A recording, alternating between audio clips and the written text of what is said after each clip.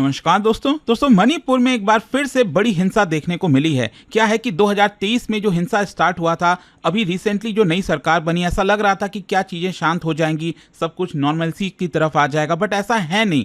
जो root cause है ना मणिपुर का, वो अभी भी सॉल्व नहीं हो पाया। आप देख सकते हो ये खबर, twin shutdowns protest paralyse Manipur after child deaths convoy attack. इसको डिटेल से समझने की जरूरत है कि अभी अचानक से ऐसा क्या हो गया, यहाँ पर प्रॉब्लम क्या है, वो रूट कॉज क्या है जो अभी तक रिजॉल्व नहीं हो पाया है, वो सब कुछ मैं आपको डिटेल से बताऊंगा। चलिए शुरुआत करते हैं। देखिए, सबसे पहले क्वेश्चन ये है कि हो क्या रहा है।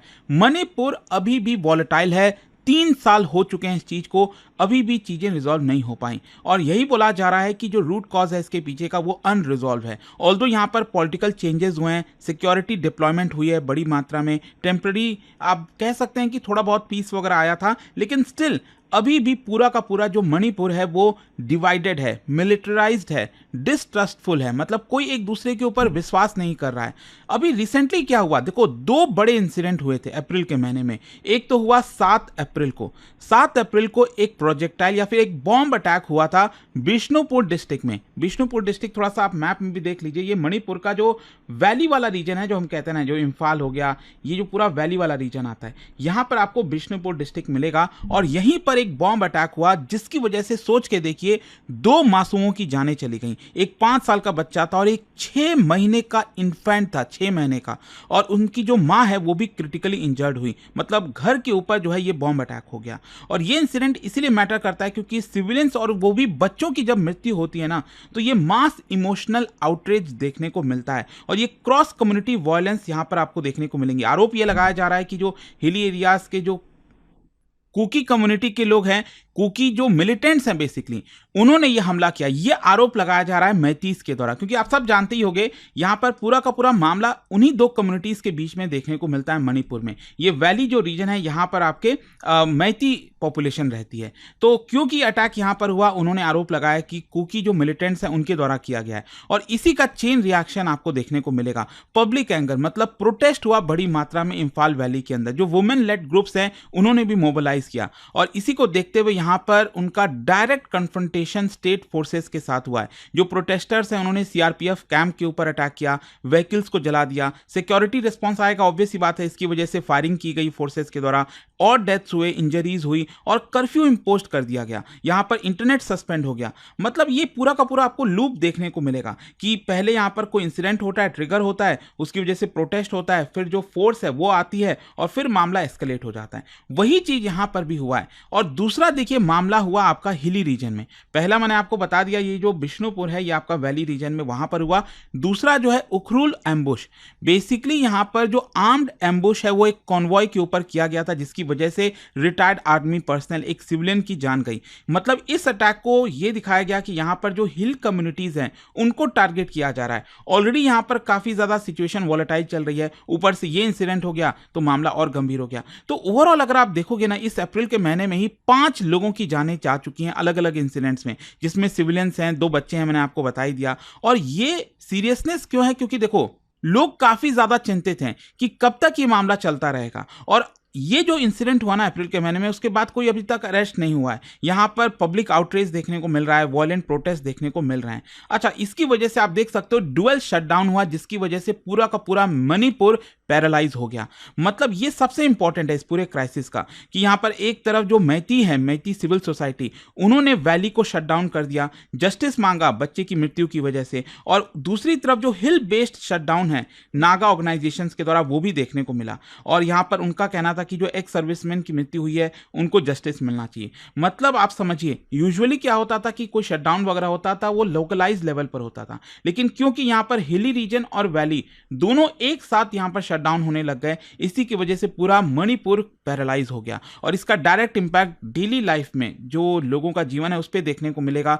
मार्केट, शॉप, बिजनेसेस क्लोज हुए, ट्रांसपोर्ट हॉल्ट हो गया, सप्लाई चेन डिसरप्ट हो गया। सोशल इंपैक्ट भी होता है, बच्चे स्कूल्स नहीं जा पाते, कॉलेजेस नहीं जा पाते, एग्जाम पोस्टपोन हो गया। पब्लिक लाइफ में भी आप देखो, जैसे सरकारी कर्मचारी हो गए, ऑफिसेस पे लोग आना बंद कर दिए क्योंकि लगातार खतरा बना रहता है। मतलब एथनिक कॉन्फ्लिक्ट की वजह से इकोनॉमिक और गवर्नेंस क्राइसिस कैसे होती है वो इसका प्राइम एग्जांपल है। अच्छा, अब मैं आता हूं कि प्रॉब्लम क्या है, चल क्या रहा है। सबसे पहला मल्टी लेयर्ड एथनिक कॉन्फ्लिक्ट आपको देखने को मिलेगा। ये कोई छोटा मोटा लॉ एंड ऑर्डर की सिचुएशन नहीं है। यहाँ पर दो कम्युनिटीज़ की जो हम बात कर रहे थे, एक तरफ वैली रीजन में, ये जो वैली रीजन है यहाँ पर मैती कम्युनिटी रहती है, और बाकी की जो हिली रीजन्स जो आप देख रहे हो यहाँ पर, उसमें कुकी और जो कम्युनिटी रहती है। तो यहाँ पर जो मैतीज हैं they are basically non tribal, और जो कुकी जो हैं दे आर स्केड्यूल्ड ट्राइब। और रिलीजन भी ज़्यादातर यहाँ पर हिंदूज हैं, ज़्यादातर मैं कह रहा हूँ मैतीज, और कुकी जो ज़्यादातर आप देखोगे तो मोस्टली क्रिश्चियंस आपको देखने को मिलेंगे। तो उनका क्लेम जो है वो लैंड के ऊपर कंपीटिंग क्लेम होता है। वो कहते हैं ये हमारा हिस्सा है, वो दूसरे कहते हैं ये हमारा हिस्सा है। पॉलिटिकल डोमिनेंस और ऑटोनॉमी को लेकर चर्चा होती रहती है। आइडेंटिटी और कल्चरल इनसिक्योरिटी दोनों कम्युनिटीज़ के बीच में देखने को मिलती है। इनफैक्ट 2023 के बाद से अभी तक का पूरा क्राइसिस आप देखिए, ये तो मैं ऑफिशियल फिगर बता रहा हूँ, 260 से ज़्यादा लोगों की जाने गई हैं, 60,000 से ज़्यादा लोग डिस्प्लेस हो गए हैं, पूरा का पूरा गांव जला दिया गया है।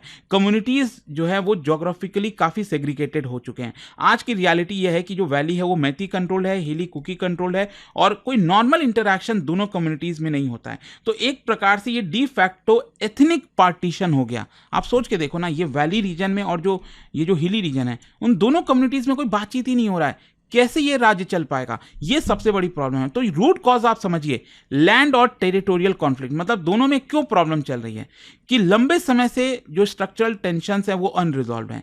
जैसे कि मैतीज जो हैं वो हिली रीजन्स में, हिली एरियाज में लैंड को बाय नहीं कर सकते। जो वैली में रहते हैं मैतीज, वो इधर जाकर जो है लैंड को बाय नहीं कर सकते। और जो कुकी नागाज हैं, उनका एक्सक्लूसिव राइट होता है यहाँ पर, वही यहाँ पर लैंड को ले सकते हैं, और इसीलिए कॉन्फ्लिक्ट देखने को मिल रहा है। कॉन्फ्लिक्ट भी आप देखोगे तो जो मैतीज हैं वो डिमांड करते हैं कि हमें भी एसटी का स्टेटस मिलना चाहिए, जो मैतीज हैं, लेकिन जो कुकीज़ हैं वो इसको अपोज करते हैं, कहते हैं कि हमारा लैंड कंट्रोल चला जाएगा, रिजर्वेशन डाइल्यूट हो जाएगा। और यही सबसे बड़ा कारण है इस पूरे कॉन्फ्लिक्ट का, जो अभी तक सॉल्व नहीं हुआ है। दूसरा, आइडेंटिटी एंड एथनिक इनसिक्योरिटी, दोनों ग्रुप्स को एग्जिस्टेंशियल थ्रेट है। मैतीज को लगता है कि डेमोग्राफी चेंज हो रही है, यहाँ पर और भी बाहर से लोग आ रहे हैं और इधर आकर बस रहे हैं, तो उनकी पॉपुलेशन परसेंटेज कम हो रही है, उनको जोग्राफिकली रिस्ट्रिक्ट कर दिया गया क्योंकि वो सेंटर में है ना, यहाँ पर वैली रीजन में। और दूसरी तरफ जो कुकीज़ हैं, उनको ऐसा लगता है कि जो मैती जो मेजॉरिटी में है वो उनको डोमिनेट करती है, उनका जो ट्राइबल प्रोटेक्शन है वो लूज हो जाएगा। और इसका नतीजा ये निकला है कि ये जीरो सम आइडेंटिटी पॉलिटिक्स है, कि एक को फायदा होगा तो दूसरों को नुकसान, इसको फायदा होगा तो उसको नुकसान, यही चीज चल रहा है। इसके अलावा इकोनॉमिक डिस्पैरिटी भी है। वैली रीजन में जो मैती कम्युनिटी है वो ज़्यादा डेवलप्ड है, बेटर इंफ्रास्ट्रक्चर है वहाँ पर। हिल रीजन थोड़ा सा अंडर डेवलप्ड है, लिमिटेड एक्सेस है सर्विसेज का, और इसीलिए यहाँ पर लोगों में कुछ रिजेंटमेंट भी आता है। जो हिली रीजन में लोग रहते हैं उनके मन में एक परसेप्शन है कि उनको नेग्लेक्ट किया जा रहा है।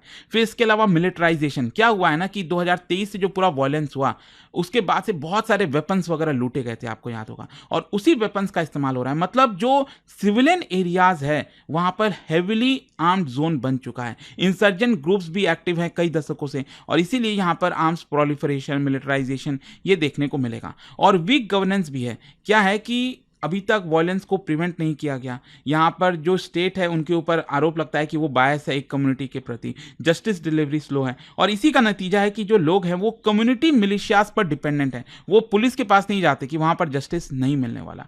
और लास्ट में एक और चीज़ है, वो है आपका पॉलिटिकल कॉन्टेक्स्ट। क्या है कि लंबे समय से इंस्टेबिलिटी हो रही है। 2025 तक आप सबको पता होगा कि प्रेसिडेंट रूल लगा हुआ था, उसके बाद फरवरी 2026 में एक नई सरकार बनी, लेकिन क्या पॉलिटिकल चेंज होने से कोई रेजोल्यूशन हुआ? नहीं। पॉलिटिकल चेंज का ऐसा थोड़ी है कि नई सरकार बन गई तो यहां पर कॉन्फ्लिक्ट रुक जाएगा, क्योंकि प्रॉब्लम यहां पर और कुछ है जो मैंने अभी आपको 5 पॉइंट्स में बताए। जब तक वो चीजें रिजॉल्व नहीं होगी तब तक ये मणिपुर का मामला सुलझना बहुत मुश्किल है। देखते हैं सरकार इसको लेकर आगे क्या करती है, बट आई होप कि आपको समझ में आया होगा कि इस महीने ये जो मणिपुर को लेकर इतने चर्चा वापस से होने लग गई उसका कारण क्या था। जाने से पहले एक बहुत ही इंटरेस्टिंग क्वेश्चन, क्या बता सकते हो लोकटक लेक जो मणिपुर में है ये यूनिक किस वजह से है? ये ऑप्शन है और इसका जो राइट आंसर है आप सब जानते हैं, मेरे इंस्टाग्राम पर तो मिलेगा ही, वहां पर अगर आप नहीं, कोई बात नहीं, टेलीग्राम से ले सकते हैं इसका सही उत्तर। और दोस्तों यहां पर अगर आप यूपीएससी की तैयारी कर रहे हैं, आज सिविल सर्विसेज डे है, आज अगर आप ये बैच को लेते हो तो एक्स्ट्रा 50% डिस्काउंट तो मिलेगा ही, प्लस मिलेगी अगर इस वक्त आप बैच लोगे। And use this code Ankit live maximum discount के लिए। बैच से रिलेटेड कोई भी डाउट है, प्रॉब्लम है, इस पे कॉल करिए, मेरी टीम आपको अच्छे से गाइड कर देगी। स्टडी IQ IAS, आपका सिलेक्शन हमारा मिशन।